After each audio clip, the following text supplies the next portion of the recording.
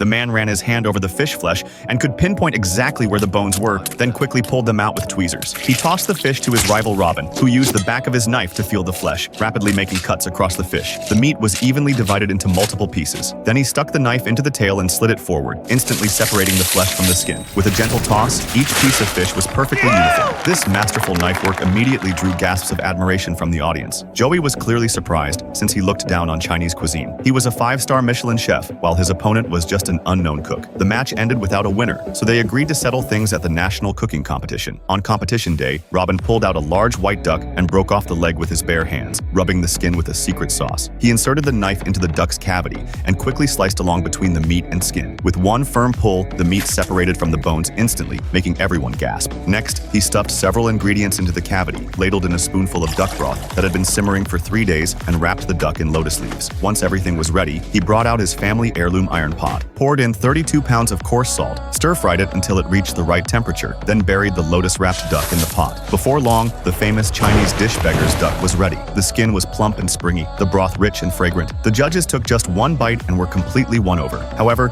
Joey had his own special skill. He was making French cuisine. He first wrapped foie gras in aluminum foil, then poured boiling water over it to heat it. After heating, he used a blowtorch to sear it. Through this process, the foie gras could be perfectly removed from the mold. Then he used a heated knife to slice the foie gras into thin pieces. He sprinkled sugar in the pan and cooked it into caramel that was reddish yellow. He laid pineapple slices on the bottom of the plate, covered the foie gras with caramel sheets, then used the blowtorch to melt the caramel so it perfectly coated the foie gras. Finally, he added a spoonful of red mousse. The foie gras made this way was not only delicious but also beautifully presented. After the judges tasted it, they all gave high marks. In the end, both contestants had identical scores. But to determine a winner, the judges declared Joey the victor, claiming Robin's plating was too poor. Hearing this result, Robin angrily left the venue. Later, Joey discovered that his boss had bribed the judges, planning to have Joey's girlfriend replace him in the world competition. His girlfriend had already betrayed him. She had found out Joey had lost his sense of taste, and that he could only make delicious dishes thanks to a top-tier recipe book. So his girlfriend stole the recipe book, wanting to compete in his place. Just like that, Joey was fired. He sat on the roadside, drinking sadly. To stop Joey from thinking about suicide, Robin decided to let go of their grudge and team up with Joey for the world cooking competition.